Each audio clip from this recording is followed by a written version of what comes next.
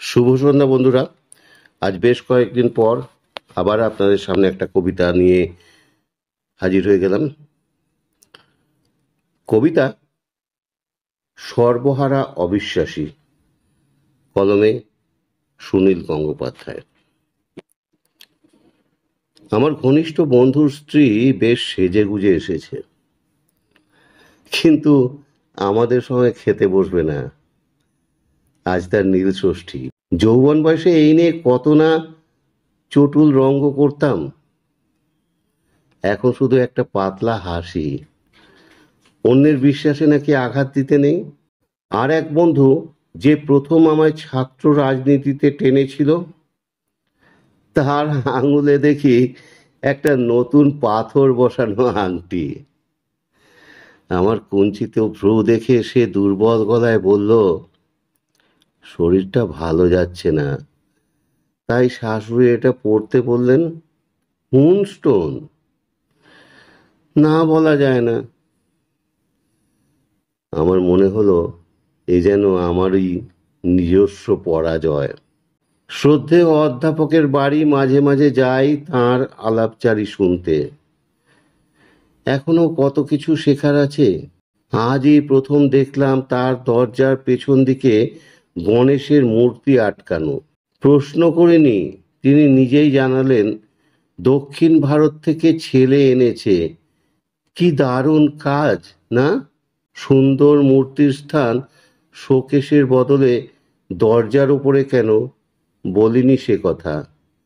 সেই ফক্কুরির বয়স আর নেই। বয়স হয়েছে তাই হেরে যাচ্ছি, অনবরত হেরে যাচ্ছি। অন্যের বিশ্বাসে আঘাত দিতে নেই, অন্যের বিশ্বাসে আঘাত দিতে নেই। চতুর্দিকে এত বিশ্বাস, দিন দিন বেড়ে যাচ্ছে কত রকম বিশ্বাস। যে গেরুয়াবাদী ঠিক করেছে পরধর্মের শিশুর রক্ত গড়াবে মাটিতে, চাটবে কুকুরে, সেটাও তার দৃঢ় বিশ্বাস। ধর্মের যে ধ্বজাধারী মনে করে মেয়েরা গান গাইলে গলার নলি কেটে দেয়া হবে, টেনিস খেলতে চাইলেও পড়তে হবে বোরখা, সেটাও তার দৃঢ় বিশ্বাস।